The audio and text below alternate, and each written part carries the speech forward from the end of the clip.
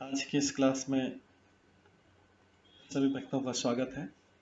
अभी हम कीर्तन से स्टार्ट करेंगे।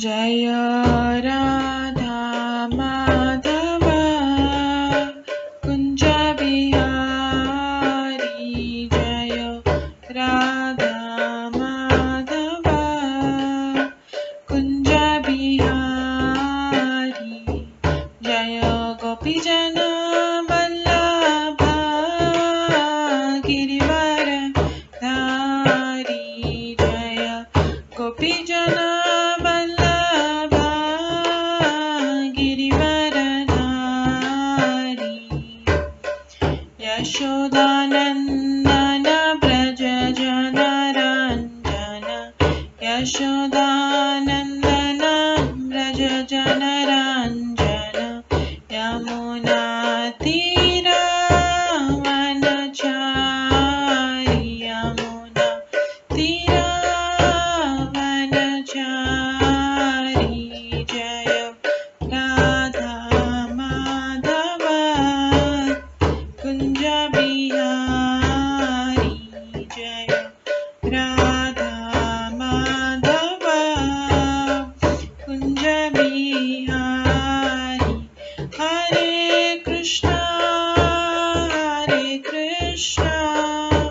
कृष्णा कृष्णा हरे हरे, हरे राम राम राम हरे हरे, हरे कृष्णा कृष्णा कृष्णा हरे हरे, हरे राम राम राम हरे हरे,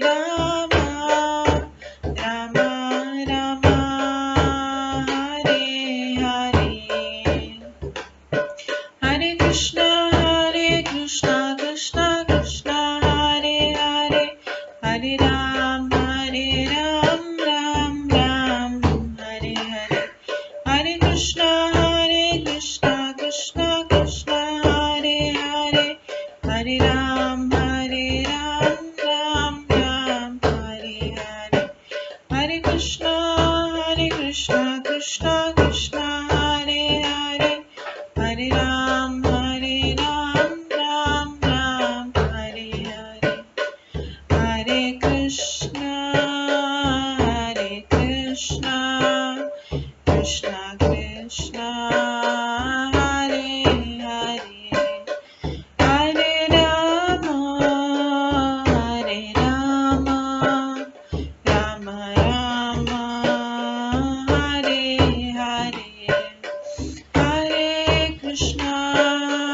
हरे कृष्णा कृष्णा कृष्णा हरे हरे, हरे राम राम राम हरे हरे, जय राधा माधव राधे, जय राधा गोविंद राधे, जय गौरनिताय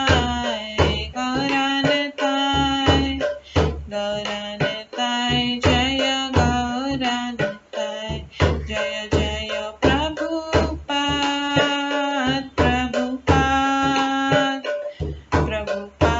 जय जय प्रभुपाद, जय जय गुरुदेव जय जय गुरुदेव, नित्य गौर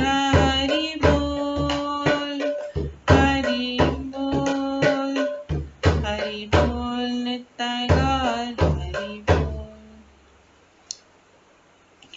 गौर प्रेमानंदे हरि हरि बोल।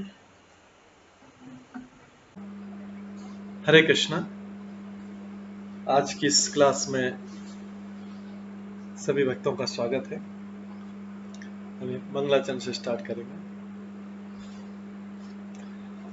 ॐ अज्ञानतिमिरन्धस्य ज्ञानाञ्जनशलाकया चक्षुरुन्मिलितं येन तस्मै श्रीगुरुवे नमः। श्रीचैतन्यमनोभीष्टं स्थापितं येन भूतले स्वयं रूप कदा मह्यं ददाति स्वपदान्तिकम्। वन्देऽहं श्रीगुरो श्रीयुतपदकमलं श्रीगुरुं वैष्णवांश्च श्रीरूपं साग्रजातं सहगण रघुनाथान्वितं तं सजीवं साद्वैतं सावधूतं परिजनसहितं कृष्णचैतन्यदेवं श्रीराधाकृष्णपादान् सहगण ललिता श्रीविशाखान्वितांश्च नमो विष्णुपदाय कृष्णपृष्ठाय भूतले श्रीमते भक्तिवेदान्त स्वामिन्निति नामिने। नमस्ते सरस्वती देवे गौरवाणी प्रचारिणे निर्विशेष शून्यवादी पाश्चात्य देशतारिणे। वाञ्छाकल्पतरुभ्यश्च कृपा सिन्धुभ्येव च पतितानां पावनेभ्यो वैष्णवेभ्यो नमो नमः। जय श्री कृष्ण चैतन्य प्रभु नित्यानंद श्री अद्वैत गदाधर शिवासादि गौर भक्तवृंद। हरे कृष्णा कृष्णा कृष्णा हरे हरे, हरे राम राम राम हरे हरे। ओम नमो भगवते वासुदेवाय। ओम नमो भगवते वासुदेवाय। ओम नमो भगवते वासुदेवाय। नारायणं नमस्कृत्य नरं चैव नरोत्तमं देवीं सरस्वतीं व्यासं ततो जयमुदीरये। नष्टप्रायेषु भद्रेषु नित्यं भागवत सेवया भगवते उत्तम श्लोके भक्तिर्भवति नैष्ठिकी। कृष्णाय वासुदेवाय देवकी नंदनाय च नन्दगोपकुमाराय गोविन्दाय नमो नमः। सर्ववेदान्तसारमे श्रीभागवतम् इष्यते तद्रसामृतात् नान्यत्र स्याद्रति क्वचित्। आराध्यो भगवान् ब्रजेश तनयस्तनधाम वृन्दावन रम्या काचिदुपासना व्रजवधूवर्गेण या कल्पिता। श्रीमद्भागवतं प्रमाणम् अमलं प्रेम कुमार्थमः श्रीचैतन्य महाप्रभुमतम् इदं तत्रादरो न परम्। मूकं करोति वाचालं पङ्गुलङ्घयते गिरिं यत्कृपातमहं वन्दे परमानन्दमाधवम्। हरे कृष्णा।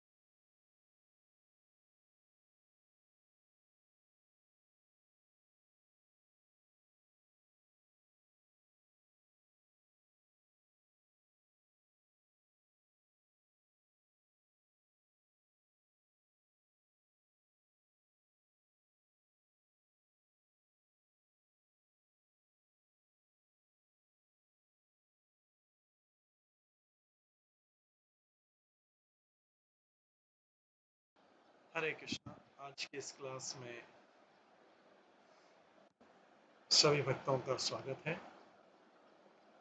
कल हम श्रवण कर रहे थे श्रीमद् भागवतम के तीसरे स्कंद के 5वें अध्याय से मैत्रेय से विदुर की जो वार्ता हुई उसका श्रवण कर रहे थे। इसमें हमने श्रवण किया था कि किस प्रकार से विदुर जो हैं वो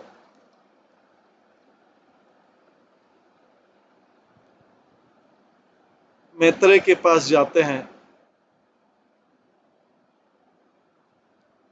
और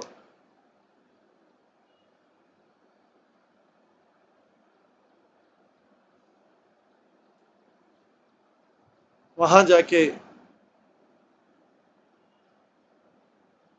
मैत्रेय मुनि ने जो कुछ भगवान के मुख से सुन रखा है उद्धव की उपस्थिति में उसका सबका श्रवण कराते हैं विदुर को। विदुर प्रश्न पूछते हैं काफी सारे और मैत्रेय मुनि उन प्रश्नों को बताते हैं।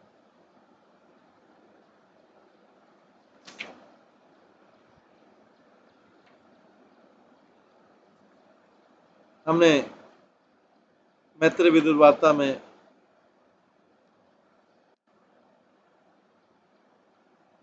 श्रवण किया था किस प्रकार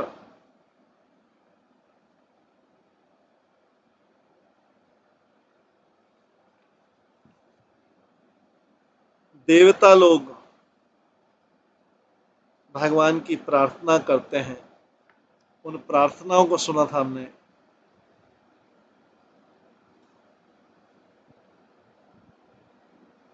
देवता लोग उनकी प्रशंसा करते हैं।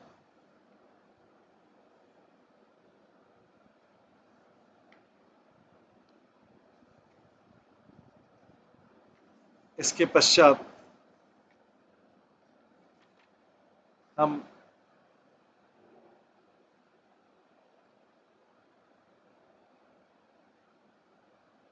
देखते हैं कि किस प्रकार से मैत्रेय मुनि विदुर के अनुरोध पर समस्त लोगों के महान कल्याण हेतु महर्षि मैत्रेय मुनि भगवान के बारे में बताते हैं।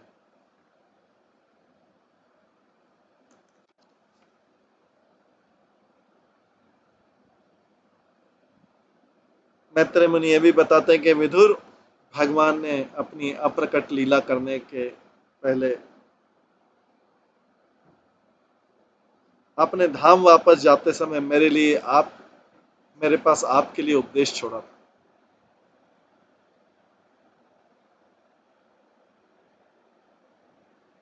उसी उपदेश को सुनाने के भगवान ने क्या क्या कहा था। आज हम उसी में 50वां श्लोक श्रवण करेंगे। सुराणामसिसान्मयानम् कूटस्थे आद्या पुरुष पुराणम् त्वं देव शक्त्यां गुणकर्मयोनो रेतस्वजायां कविमादधेज। आप समस्त देवताओं तथा उनकी विभिन्न कोटियों के आदि साकार संस्थापक हैं।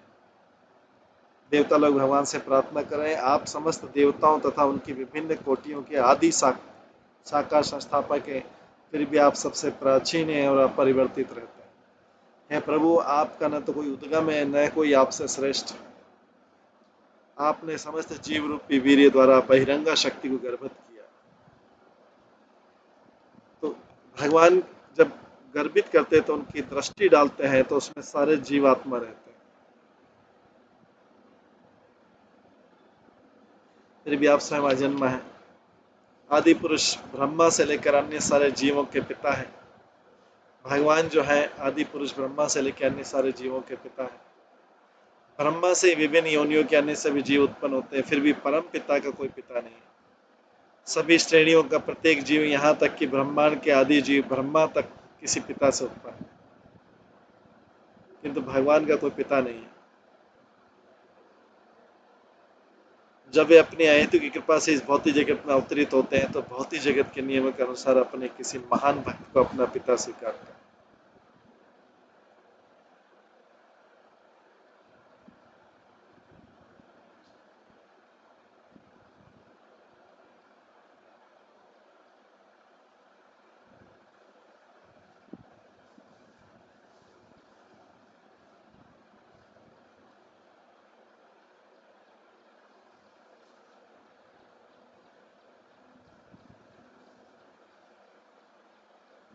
सभी श्रेणियों का प्रत्येक जीव, यहाँ तक कि ब्रह्मांड के आदि जीव ब्रह्मा तक किसी पिता से उत्पन्न है, किंतु भगवान का कोई पिता नहीं है। जब वे अपनी अहेतु की कृपा से इस भौतिक जगत में अवतरित होते हैं तो वे भौतिक जगत के नियमों के अनुसार अपने किसी महान भक्त को अपना पिता स्वीकार करते हैं। भगवान जब अपनी अहेतु की कृपा से इस भौतिक जगत में अवतरित होते हैं तो भौतिक जगत के नियमों के अनुसार कोई माता पिता स्वीकार करना पड़ेगा। इस कारण अपने पिता को चुनाव करने के लिए सदैव स्वतंत्र होते हैं। उदाहरण नरसिंहदेव के अवतार में वे खंबे से प्रकट हुए और भगवान श्री राम के अपने अवतार में उनके चरण कमलों से स्पर्श के पत्थर से अहिल्या प्रकट हुई। वे परमात्मा रूप में प्रत्येक के व्यक्ति के संगी भी हैं, किंतु वे अपरिवर्तित रहते हैं। भौतिक जगत में जीव अपना शरीर बदलता रहता है, किंतु भगवान इस जगत में होते हैं तो भी सदा परिवर्तित ही रहते हैं। यही उनका विशेष अधिकार है। जैसा कि भगवद गीता के 14वें अध्याय के 3रे श्लोक में पुष्टि की गई, भगवान बहिरंगा या भौतिक शक्ति को गर्भित करते हैं और इस तरह बाद में विभिन्न कोटियों के रूप में प्रथम देव ब्रह्मा से लेकर तुच्छ चींटी तक सारे जीव उत्पन्न होते हैं।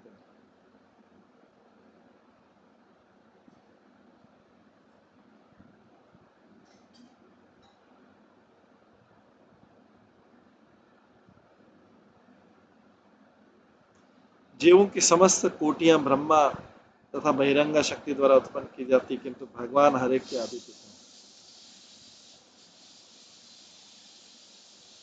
भगवान हर एक के आदि पिता हैं। भगवान के साथ प्रत्येक जीव का संबंध पुत्र पिता के रूप में रहता है, सम स्तर का नहीं होता है। भगवान के साथ प्रत्येक जीव का संबंध पुत्र पिता के रूप में रहता है। कभी कभी प्रेम में पुत्र पिता से बढ़कर होता है, किंतु पिता तथा पुत्र का संबंध श्रेष्ठ तथा अधीनस्थ का होता है।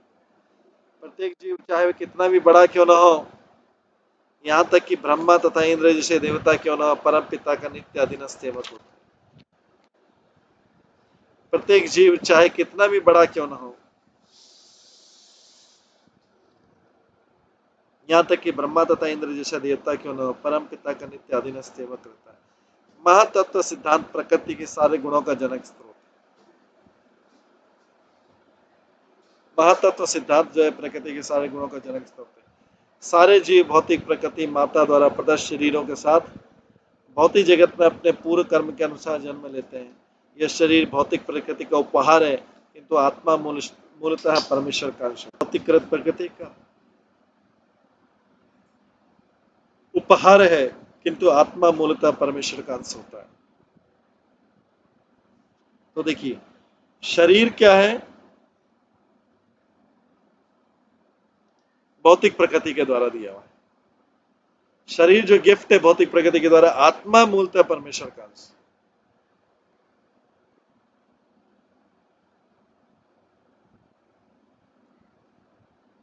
ततो वयम प्रमुखादार्थे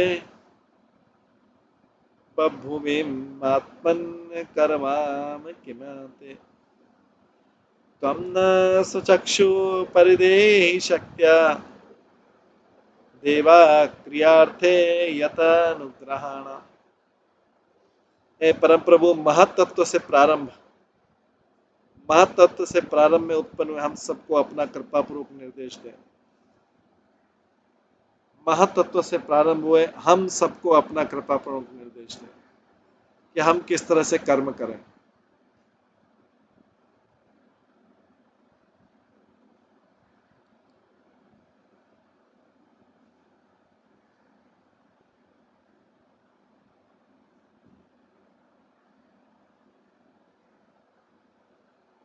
कृपया हमें अपना पूर्ण ज्ञान तथा शक्ति प्रदान करें,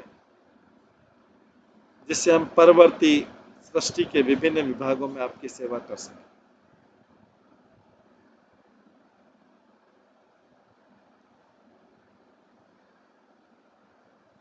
तात्पर्य भगवान इस भौतिक जगत की सृष्टि करते हैं और भौतिक शक्ति को जीवों से गर्वित करते हैं।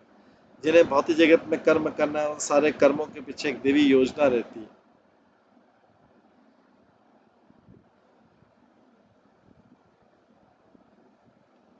तो जिन्हें भौतिक जगत में कर्म करना है, उन सारे कर्मों के पीछे एक देवी योजना रहती है। यह योजना है उन बद्ध जीवों को इंद्रिय तृप्ति का भोग अवसर प्रदान करना जो उनका भोग करना चाहते हैं।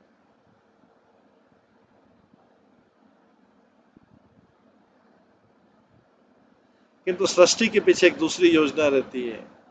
यह जीवों को यह अनुभव करने में सहायता प्रदान करना कि वे भगवान की दिव्य तृप्ति के लिए उत्पन्न हुए हैं।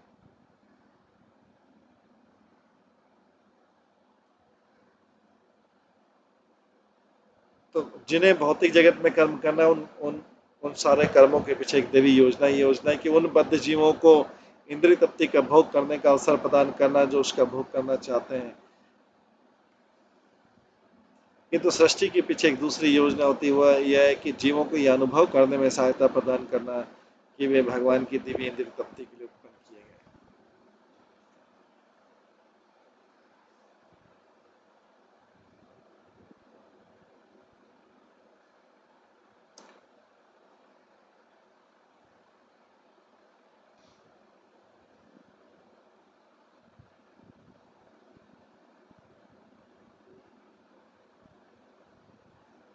तो जीवों को इंद्रिय भोग का अवसर प्रदान किया जाता है, लेकिन साथ में बोल दिया जाता है कि ये जीवों को अनुभव करने में सहायता प्रदान करना कि वे भगवान की दिव्य सृष्टि के लिए उत्पन्न हुए।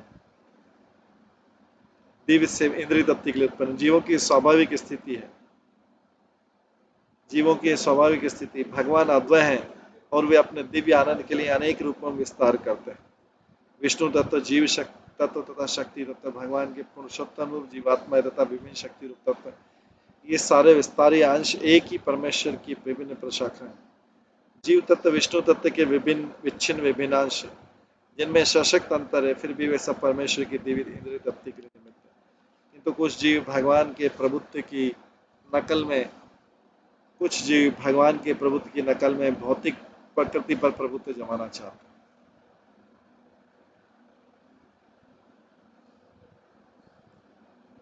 शुद्ध जीवों पर ऐसी मनोवृत्ति ने किस तरह और कब प्रभुत्व जमाया, इसकी विवेचना इस तथ्य से की जा सकती है कि जीव तत्वों को अत्यल्प स्वतंत्रता प्राप्त है और इस स्वतंत्रता का दुरुपयोग करके कुछ जीव विराट जगत में फंस गए,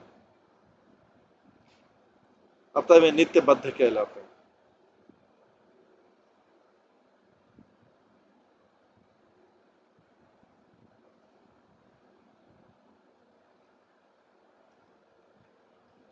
वैदिक ज्ञान का विस्तार भी नित्य बद्धों को सुधरने का अवसर प्रदान करता है। जो लोग ऐसे दिव्य ज्ञान का लाभ उठाते हैं, वे भगवान की दिव्य सेवा करने की लुप्त चेतना को धीरे धीरे पुनः प्राप्त करते हैं।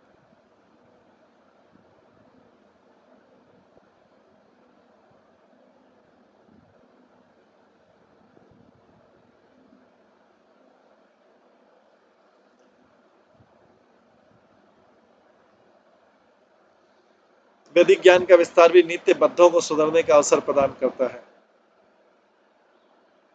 और जो लोग ऐसे दिव्य ज्ञान का लाभ उठाते हैं, वे भगवान की दिव्य सेवा करने की लुप्त चेतना को धीरे धीरे पुनः प्राप्त करते हैं। देवतागण बद्धात्मा ही हैं।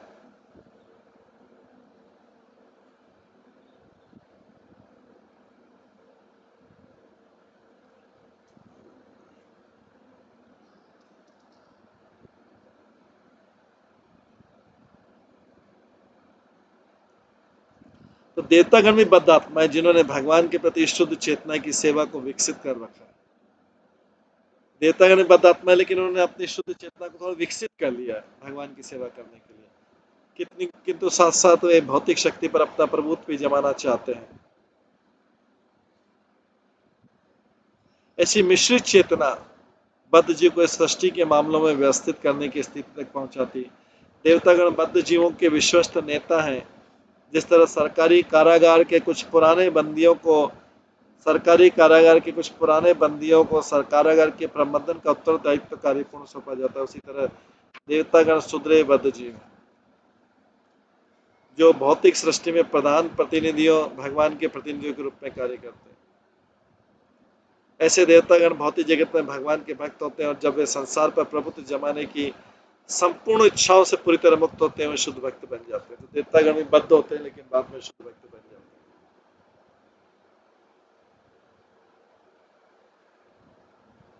और उनमें भगवान की सेवा के अतिरिक्त अन्य कोई इच्छा नहीं रह जाती। इसलिए जो भी जीव ऐसी इच्छा प्रकट कर सकता है और ईश्वर से शक्ति तथा बुद्धि मांग सकता है, जैसा कि विशिष्ट श्लोक में देवताओं के उदाहरण से समझ। भगवान से आलोक तथा शक्ति के प्राप्त के बिना कोई कुछ भी नहीं कर सकता। भगवद गीता में भगवान कहते हैं, मत्ता स्मृति ज्ञानम अपोहनम च, सारी स्मृति, सारा ज्ञान तथा सारी विस्मृति भगवान द्वारा अभियंत्रित होती है। मत्ता स्मृति ज्ञानम अपोहनम च, सारी स्मृति, सारा ज्ञान तथा सारी विस्मृति उन भगवान द्वारा अभियंत्रित होती जो प्रत्येक व्यक्ति के हृदय में आसीन है। बुद्धिमान मनुष्य भगवान से सहायता मांगता है और भगवान अपने नाना में सेवाओं में लगे निष्ठावान भक्त को सहायता करते हैं।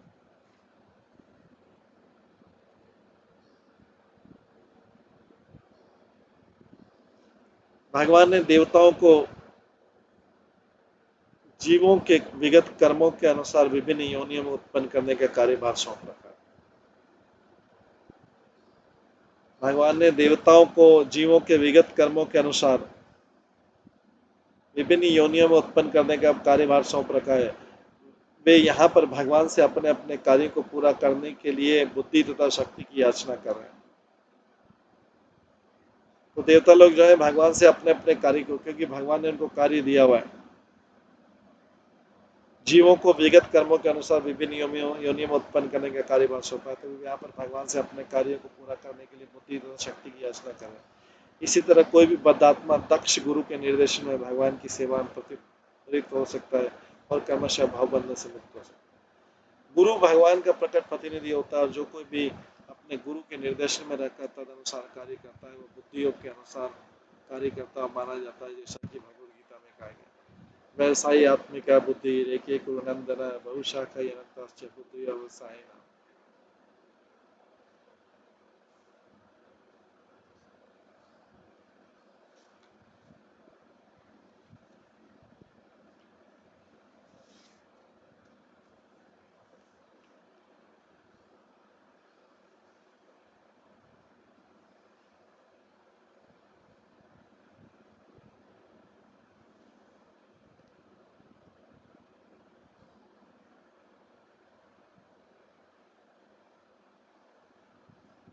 आगे इसी में आगे वर्णन किया गया अगले अध्याय, छठे अध्याय में। अभी छठे अध्याय शुरू होता है। मैत्रेय विदुर का संवाद चल रहा है और मैत्रेय मुनि वही बता रहे हैं देवताओं ने किस प्रकार से भगवान की प्रार्थना की। अब छठा अध्याय में विश्व रूप की सृष्टि का वर्णन आता है। इसमें ऋषि बोलते हैं, पहले देवताओं ने प्रार्थना की, अब ऋषि प्रार्थना कर रहे हैं। ऋषि लोग बोलते हैं, इति तासां स्वशक्तीनां सतीनाम असमेत्य प्रसुप्त लोकतंत्राणाम निशाम्य गतिमीश्वर। मैत्रेय ऋषि कहते हैं, इस तरह भगवान ने महत्त्व जैसे अपनी शक्ति के संयोग न होने के कारण विश्व के प्रगतिशील सृजनात्मक कार्यों के निलंबन के विषय में सुना। भगवान की सृष्टि में किसी तरह का अभाव नहीं है, सारी शक्तियां वहीं प्रस्तुत अवस्था में रहती है भगवान के पास, किंतु जब तक भगवान की इच्छा से उनका संयोग नहीं हो जाता तब तक प्रगति नहीं हो सकती। तो सृष्टि के निलंबित प्रगतिशील कार्य को भगवान के निर्देशन द्वारा ही पुनर्जीवित किया जा सकता है। अगर सृष्टि की रचना रुक गई है तो भगवान ही इसको पुनर्जीवित कर सकते हैं। काल संज्ञां तदा देवीं बिभ्रत् शक्तिम् उरुक्रमः।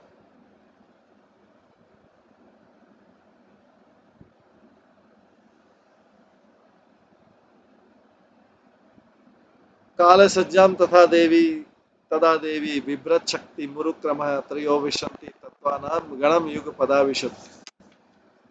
तब शक्तिशाली भगवान ने जब प्रकृति की मटेरियल नेचर की प्रगति रुक जाती है या उसका निलंबित कार्य को फिर से शुरू करना पड़ता है, तब परम शक्ति भगवान अपनी बहिरंगा शक्ति देवी काली सहित 23 तत्वों के भीतर प्रवेश करते हैं, क्योंकि वे विभिन्न प्रकार के तत्वों को सम्मिलित करती हैं।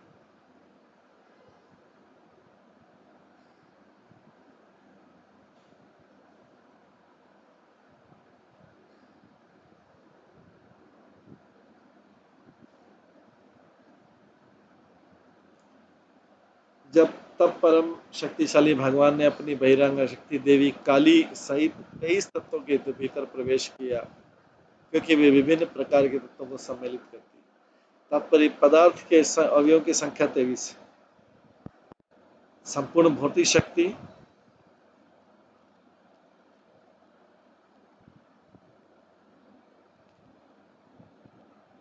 मिथ्या अहंकार, ध्वनि स्पर्श रूप स्वाद गंध, ये इंद्रिय विषय हो गए। फिर पृथ्वी जल अग्नि वायु आकाश इंद्रिय भूत हो गए, 5 तत्व में। आंख नाक कान जीभ त्वचा,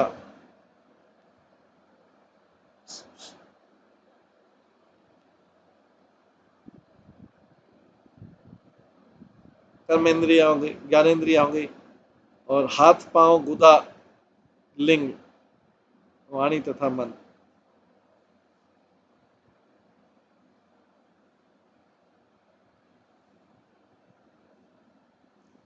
ये सभी काल के प्रभाव से परस्पर संयुक्त रहते हैं और काल क्रम में विघटित हो जाते हैं, इसलिए काल भगवान की शक्ति। यह शक्ति भगवान के निर्देश के अनुसार अपने ही ढंग से कार्य करती है और ये शक्ति काली कहलाती है, और ये काली विध्वंसक देवी के द्वारा इसका प्रतिनिधित्व होता है। और काली विध्वंसक देवी के द्वारा इसका प्रतिनिधित्व होता है, जो भौतिक संसार में सामान्यतः तमोगुण से प्रभावित लोगों द्वारा पूजी जाती है।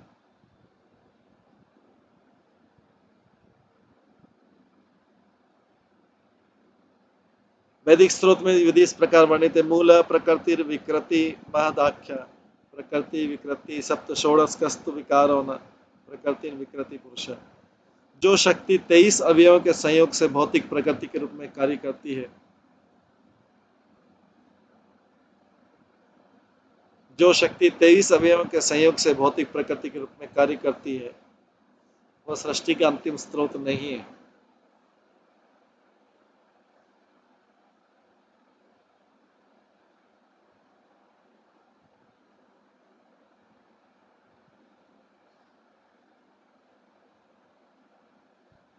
जो शक्ति 23 अवयवों के संयोग से भौतिक प्रकृति के रूप में कार्य करती है, वह सृष्टि का अंतिम स्रोत नहीं है।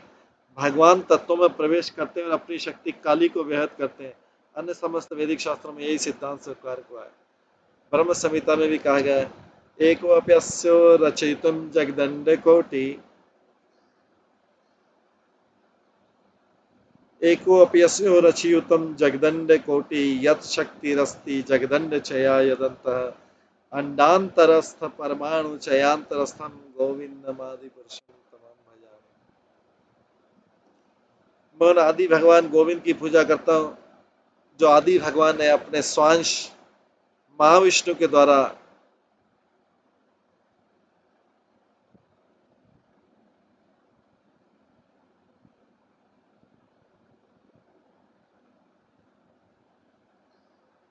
मैं आदि भगवान गोविंद की पूजा करता हूँ, जो आदि भगवान ने अपने स्वांश महाविष्णु के द्वारा भौतिक प्रकृति और तब प्रत्येक ब्रह्मांड में प्रवेश करते हैं। तत्पश्चात वे क्षीरोदक्षाय विष्णु के रूप में पदार्थ के परमाणुओं समेत सभी तत्वों में प्रवेश कर जाते हैं।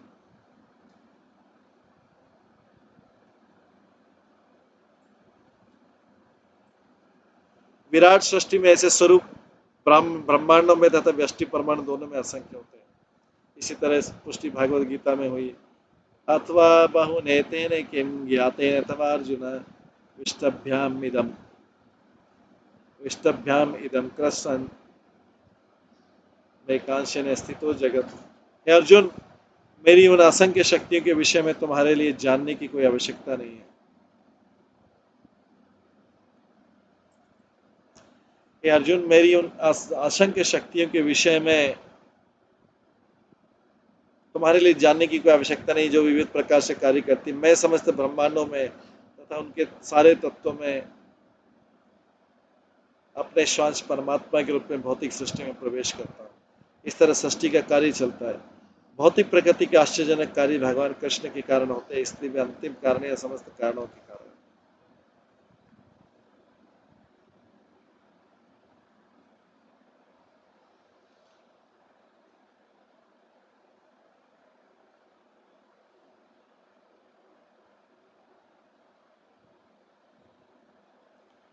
शानु प्रविष्ट भगवान चेष्टा रूपेण तम गणम भिन्नम संयोजयासास सुप्तम कर्म प्रबोधयन।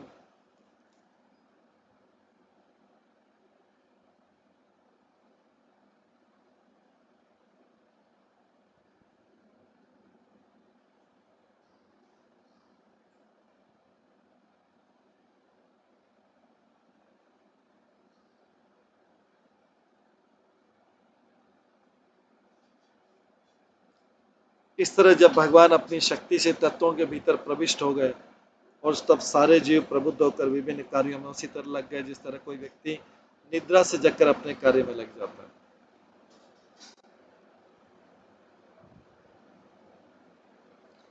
तो उन तत्वों के भीतर जब भगवान ने प्रवेश किया सारे जीव अपना अपना जहां से काम छोड़ा था वहां से वापस स्टार्ट किया।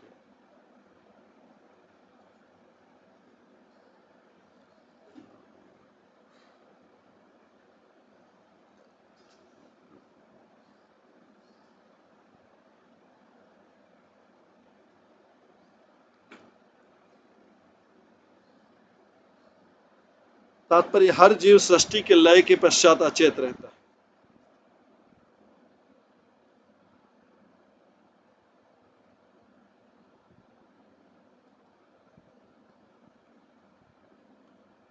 हर जीव सृष्टि के लय के पश्चात अचेत रहता है और भगवान की भौतिक शक्ति के साथ ही उनमें प्रवेश करता है। ये व्यष्टि जीव पहले से चली आ रही बद्ध आत्माएं हैं, किंतु प्रत्येक भौतिक सृष्टि में उन्हें अपने आप को मुक्त करने तथा स्वतंत्र बनने का अवसर प्रदान किया जाता है। उन्हें वैदिक ज्ञान उठाने का लाभ दिया जाता है तथा ये पता लगाने का कि भगवान के साथ उनका क्या संबंध है, वे किस तरह मुक्त बन सकते और इसी मुक्ति में परम लाभ क्या है। ये हर जीवन में उनको अवसर मिलता है। जीव क्या अवसर मिलता है? वैदिक ज्ञान का।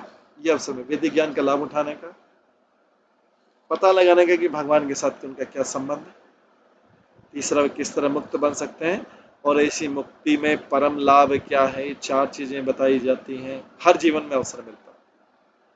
मनुष्य जीवन में वेदों का समुचित अध्ययन करने पर मनुष्य अपने पद से अवगत होता है। उसको पद का पता लगता है कि मैं किस लिए आया हूँ, क्या हूँ, और इस भगवान की भक्ति करता हुआ क्रमशः वैकुंठ लोक को प्राप्त करता है। भौतिक जगत में व्यष्टि आत्माएं अपनी विगत अपूर्ण इच्छाओं के अनुसार विभिन्न कार्यों में लगी रहती।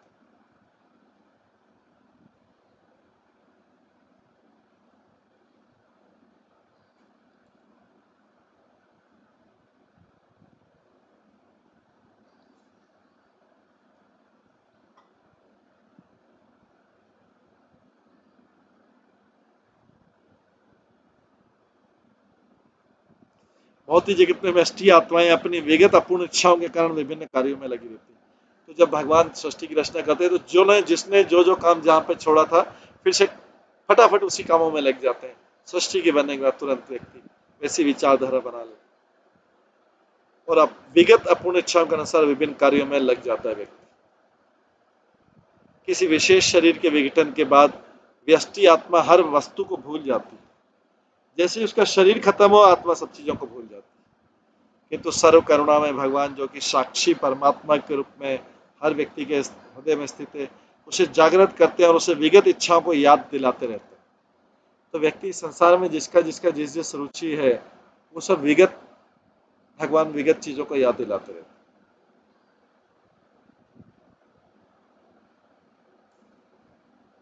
और उसे जागृत करते रहते हैं। सर्व करुणा में भगवान क्या करते हैं? जो साक्षी परमात्मा के रूप में हर व्यक्ति के हृदय में स्थित है उसे जागृत करते हैं और उसे अपनी विगत इच्छाओं की याद दिलाते रहते हैं भगवान। इस तरह वो अपने अगले जीवन में उसी के अनुसार कर्म किया है। इस प्रकार वो अपने जीवन में उसी के अगले जीवन में उसी के अनुसार कर्म करने लगता है जो पिछले जन्म की अधूरी इच्छाएं थी। किसके अनुसार उसकी रुचि किसमें हो जाती है? जो पिछले जन्म के उसकी इच्छाएं थी उसके अनुसार वैसा वैसा कर्म करने लगता है। क्योंकि अभी इच्छा पूरी नहीं तो उस इच्छा को पूरी करने के लिए फिर कर्म करना पड़ा है। इस अदृष्ट मार्गदर्शन को भाग्य कहा जाता है। इस अदृष्ट मार्गदर्शन को भाग्य किया जाता है। तो कोई भी विवेकशील व्यक्ति समझ सकता है कि इससे प्रकृति के तीनों गुणों में उसका भौतिक बंधन बना रहता है। जिसको बोलता है मेरे भाग्य में लिखा था, वो भाग्य उसी समय उसकी इच्छा थी पूर्व जन्म की, उस इच्छाओं के अनुसार इस बार कर्म कर रहा है, तो फल कौन सा मिलेगा इस बार के कर्म के अनुसार नहीं, जो उसको मिलना चाहिए था वो मिलेगा। जब तो उसकी इच्छा के अनुसार कर्म का फल नहीं मिलता, बोलता है क्या कर्म, क्या भाग्य कितना खराब है। भाग्य को दोषना मतलब भगवान को दोष। व्यक्ति संसार में उपाय करता है कि किस तरीके से, उसके ऊपर कोई दोष नहीं है। वो इस संसार में हजारों मिस्टेक कर दे, हजारों मिस्टेक कर दे, लेकिन उसको ये होना चाहिए कि मेरे ऊपर दोष नहीं आए, भगवान के ऊपर दोष आ जाए, दुनिया के ऊपर दोष आ जाए। उसको भी स्वयं को पता है कि मैं कितनी मिस्टेक कर चुका हूं अपने जीवन में,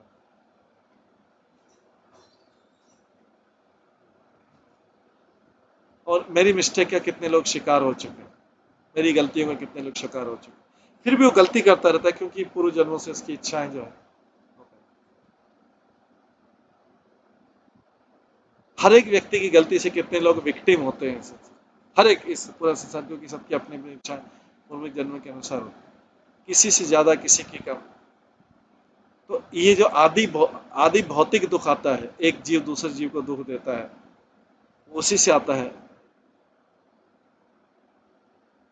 एक व्यक्ति पूर्व जन्म की अपनी इच्छाओं के अनुसार वैसा ही कर्म करता है, वैसे ही कर्म करने के लिए आता है, चाहे वो सही हो गलत हो, उसको उससे मतलब नहीं कि सही हो गलत हो, लेकिन वो वैसा ही कर्म करेगा।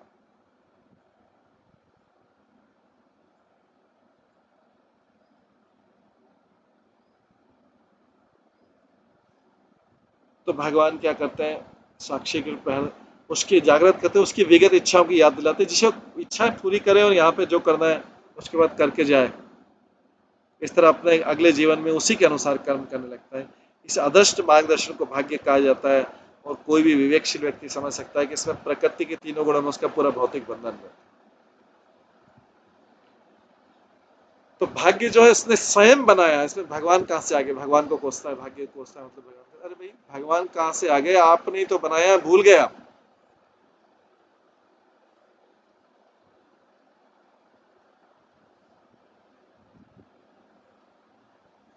सृष्टि के आंशिक या पूर्ण लय के तुरंत बाद जीव की अचेत सुप्तावस्था को कुछ अल्पज्ञ दार्शनिक भूल से जीवन की चरम अवस्था मान लेते हैं।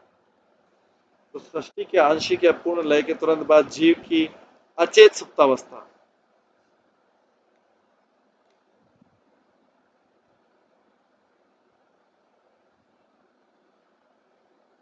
सृष्टि के आंशिक या पूर्ण लय के बाद तुरंत बाद जीव की अचेत सुप्तावस्था को कुछ दार्शनिक लोग भूल से जीवन की चरम अवस्था मान लेते हैं।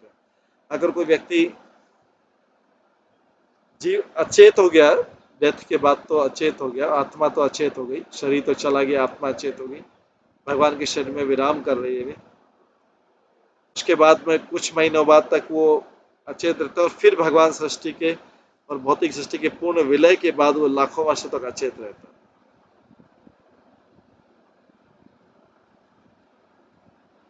किंतु जब सृष्टि पुनः जागृत हुई तो भगवान उसे जगाकर पुनः कर्म में लगा देते। वही काम करो, चलो उठा, जैसे मजदूर होता है, सुबह उठा सेम काम फिर से, भगवान भी जीव को वैसा के वैसे ही काम में लगा दे, चलो काम पे जाओ।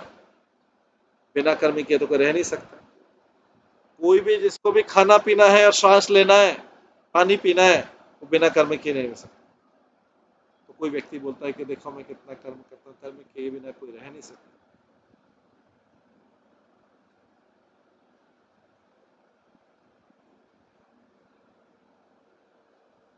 कोई भी विवेकशील व्यक्ति समझ सकता है कि इसमें प्रकृति के तीनों गुणों में उसका भौतिक बंधन है, और सृष्टि के आंशिक या पूर्ण लय के तुरंत बाद जीव की अचेत सुप्तावस्था को कुछ दार्शनिक भूल से जीवन की चरम अवस्था मान लेते हैं।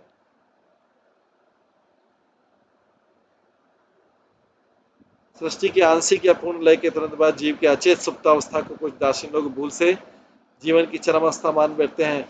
आंशिक भौतिक शरीर के विलय के बाद कुछ महीने तक जीव अचेत रहता है, और भौतिक सृष्टि के पूर्ण विलय के बाद लाखों वर्ष तक अचेत रहता है। तो भौतिक सृष्टि के पूर्ण विलय के बाद किसी को अगर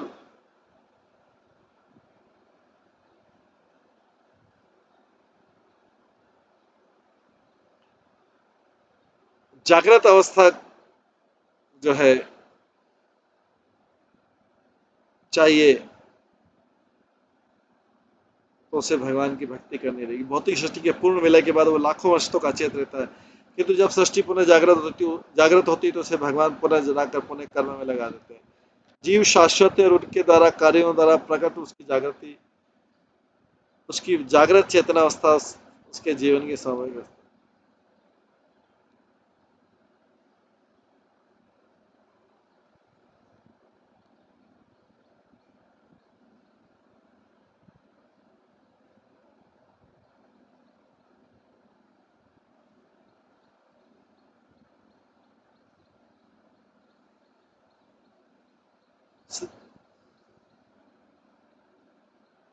किंतु जब सृष्टि पुनः जागृत होती है तो भगवान उसे जगाकर पुनः कर्म में लगा देते। जीव शाश्वत है और उसके कार्यों द्वारा प्रकट उसकी जागृत चेतना अवस्था उसके मन जीवन की स्वाभाविक अवस्था है।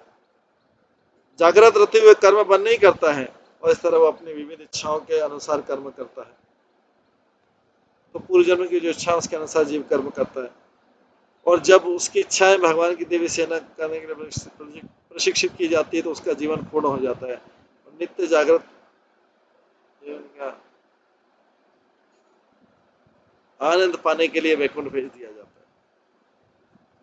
जब उसकी इच्छाएं भगवान की दिव्य सेवा करने के लिए प्रशिक्षित हो जाती, कोई इसको ट्रेनिंग दे देता है ज्ञान के द्वारा कि नहीं नहीं, ये तुम अपने इच्छाएं जो है भगवान की देवी सेवा के लिए ट्रेन करो। ये जब कोई ट्रेनिंग मिल जाती तो उसका व्यक्ति का जीवन पूर्ण हो जाता है और नित्य जागृत जीवन का आनंद प्राप्त करने के लिए वो वैकुंठ भेज दिया जाता है।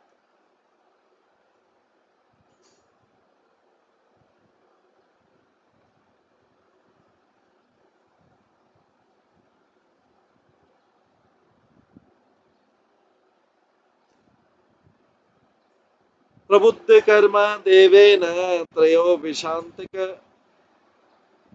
त्रयोविशांतिको गणः प्रेरितः अजैनत विश्वाभि मात्राभि अधिपुरुषम। तब परम पुरुष की इच्छा से तेविक प्रमुख तत्वों को सक्रिय बनाया गया।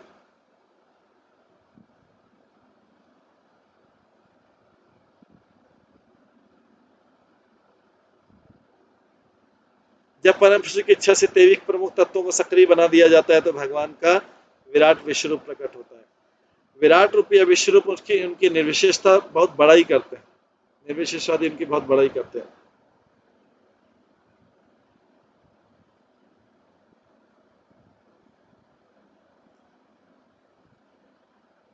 लेकिन भगवान की परम इच्छा की भौतिक सृष्टियों के अवयवों के बाद प्रकट किया जाता है और भगवान कृष्ण ने अर्जुन को विराट रूप निश्चित रूप से निर्विश्वासियों को यह दिखलाने के लिए दिया कि वे आदि भगवान है। कृष्ण ने विराट रूप प्रकट किया था, ऐसा नहीं कि विराट रूप द्वारा कृष्ण प्रकट हुआ। कृष्ण ने विराट रूप प्रकट किया और इसलिए विराट रूप भगवान द्वारा वैकुंठ में प्रकट किया गया नित्य रूप नहीं है। विराट रूप जो है भगवान द्वारा वैकुंठ में प्रकट किया गया नित्य रूप नहीं है, ये भगवान का भौतिक प्रकट है।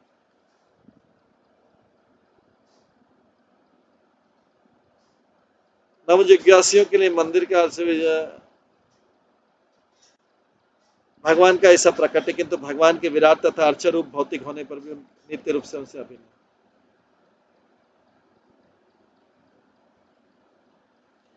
परेण विशिता स्वस्मिन मात्राय विशस्रक परेण विशिता स्वस्मिन मात्राय विशस्रक गणे चुक्षोभा न्योनम आसाद्य यस्मिन लोकाचराचरा।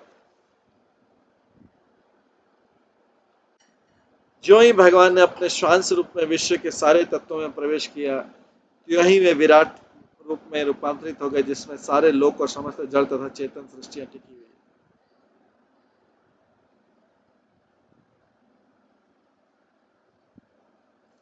जो ही भगवान ने अपने स्वांश रूप में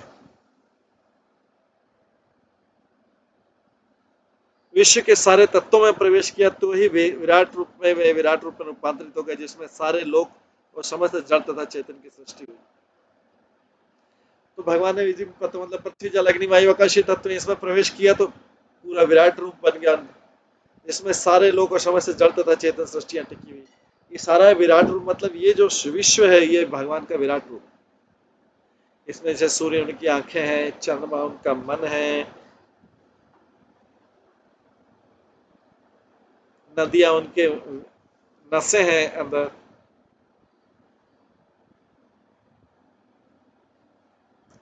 तात्पर्य विराट सृष्टि के सारे तत्व पदार्थ,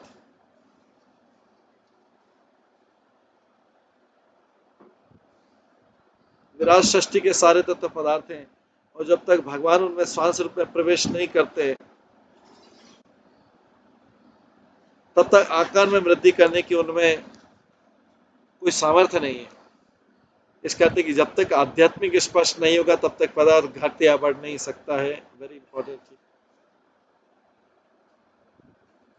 इस संपूर्ण विराट जगत ने अपने आप ये विराट रूप धारण नहीं किया है, जगत ने अपना विराट रूप धारण नहीं किया है, जैसे कि अल्पज्ञों की गलत धारणा है।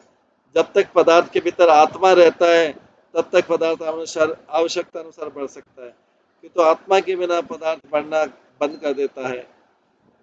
जैसे जब तक जीव के शरीर के भीतर आध्यात्मिक चेतना रहती है तब तक शरीर अपेक्षित आकार बढ़ता रहता है, किंतु मृत भौतिक शरीर में जिसमें कोई चेतना नहीं रहती है, बढ़ना बंद कर देता है। भगवद गीता में द्वितीय अध्याय में शरीर को नहीं बल्कि आध्यात्मिक चेतना को महत्व दिया गया है।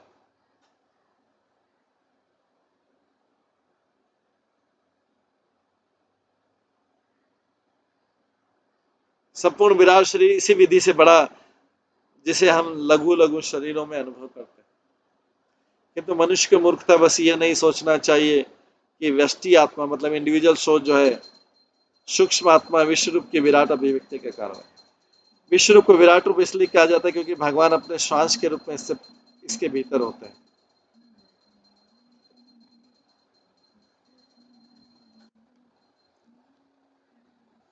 आगे बोला हिरण्यमय स पुरुष सहस्त्र परिवत्सरान अंडकोशे वासप्सु सर्व तत्व उपब्रहित।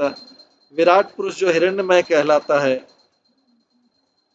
ब्रह्मांड के जल में 1000 देवी वर्षों तक रहता है और सारे जीव उसके साथ शयन करते हैं। जब भगवान विष्णु गर्भोदक्षा विष्णु के रूप में प्रत्येक ब्रह्मांड में प्रविष्ट हुए तो आधा ब्रह्मांड जल से भर गया।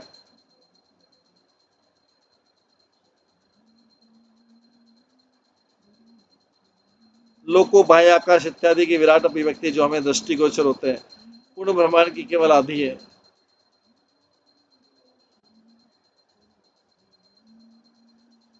अभिव्यक्ति के पूर्व तथा ब्रह्मांड के भीतर विष्णु के प्रवेश करने के बाद 1000 देवी वर्ष की अवधि होती है।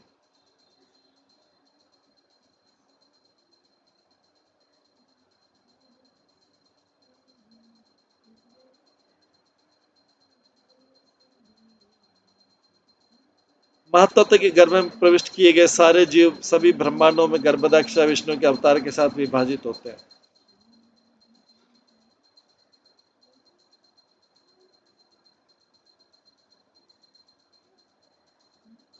और भगवान के साथ तब तक शयन करते हैं जब तक ब्रह्मा जी का जन्म नहीं हो जाता। और अन्य सारे देवता तथा जीव उन्हीं से जन्मते। मनुष्य जाति के आदि पिता मनु है, अतः संस्कृत में मानव जाति मनुष्य कहलाती। विभिन्न शारीरिक गुणों वाला मानव विभिन्न लोकों में विभाजित किया जाता है।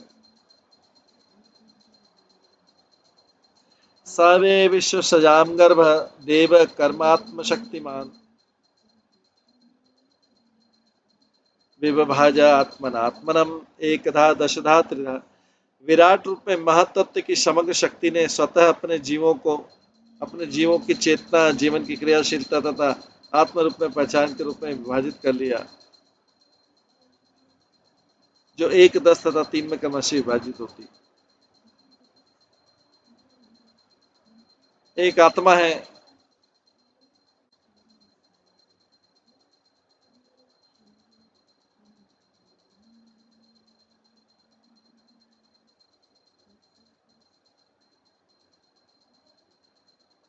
तात्पर्य चेतना जीव या आत्मा का चिन्ह है। चेतना है तो आत्मा है। आत्मा का अस्तित्व चेतना के रूप में प्रकट होता है जो ज्ञान शक्ति कहलाता है। समग्र चेतना विराट रूप की होती है।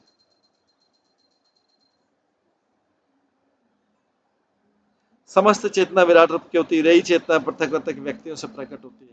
चेतना का कार्य प्राण वायु के माध्यम से संपन्न किया जाता है। चेतना का कार्य प्राण वायु के माध्यम से संपन्न किया जाता है। 10 प्रकार की होती है। प्राण वायु 10 प्रकार की होती है। ये प्राण वायु प्राण, अपान, उदान, व्यान तथा समानी 5 तो मुख्य हैं, और नाग, कुर्म, कुकर, देवदत्त, धनंजय के रूप में अलग अलग गुणों वाली भी है। आत्मा की चेतना भौतिक वातावरण द्वारा दूषित हो जाती है।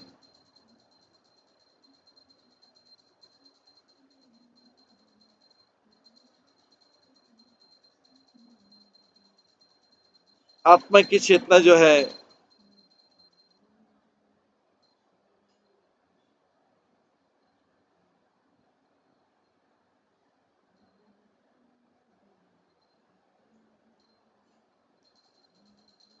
आत्मा की पहचान के 3 गुणों में विभाजित होती है। आध्यात्मिक, शरीर तथा मन के साथ आत्म पहचान, आदि भौतिक या भौतिक उत्पादों के साथ आत्म पहचान तथा आदि देवी के भगवान के सेवक के रूप में आत्म पहचान है।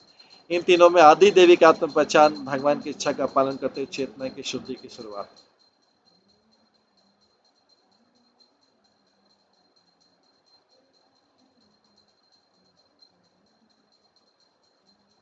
ऐसा ही अशेष सत्वा नाम आत्मा अंश परमात्मन आद्य अवतार यत्रासो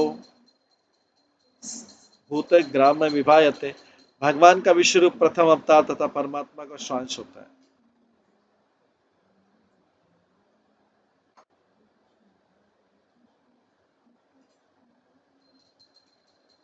तो भगवान का विश्व रूप प्रथम अवतार तथा परमात्मा स्वांश होता है। वे असंख्य जीवों की आत्मा है, उनमें समुचित सृष्टि टिकी रहती है जो इस तरह फलती होती है। तो भगवान 2 प्रकार से अपना विस्तार करते हैं, आत्म श्वास द्वारा तथा विभक्त सूक्ष्म अंश द्वारा। आत्म श्वास विष्णु तत्व तथा विभक्त अंश जीव। चूंकि जीव अत्यंत लघु है, अतः कभी कभी उन्हें भगवान की तत्वता शक्ति भी कहा जाता है, किंतु योगी जन जीवों तथा परमात्मा को एक ही मानते हैं।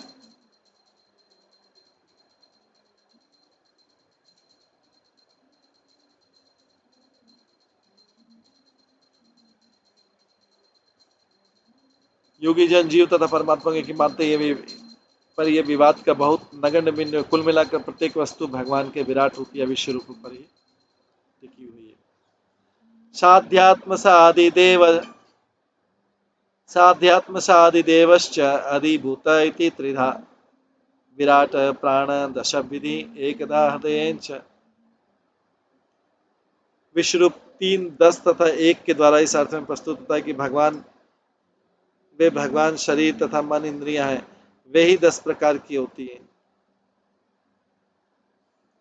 इसके द्वारा समस्त गतियों की गत्यात्मक शक्ति, और वे एक हृदय जहां जीवन शक्ति सृजित होती है।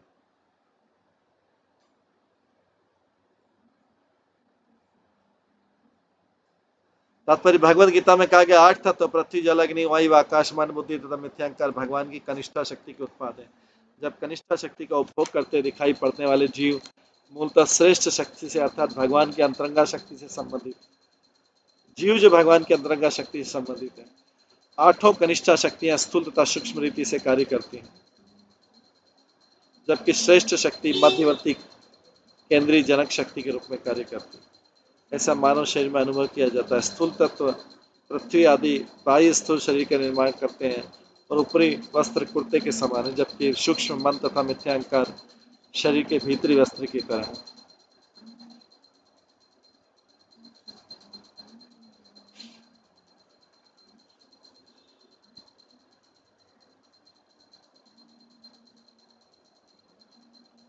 इस तरह से हम देखते हैं कि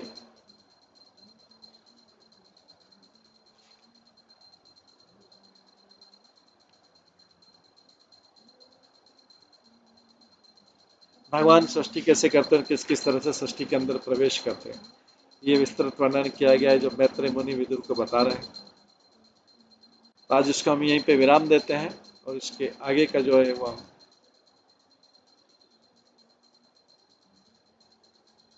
कल की क्लास में श्रवण करेंगे।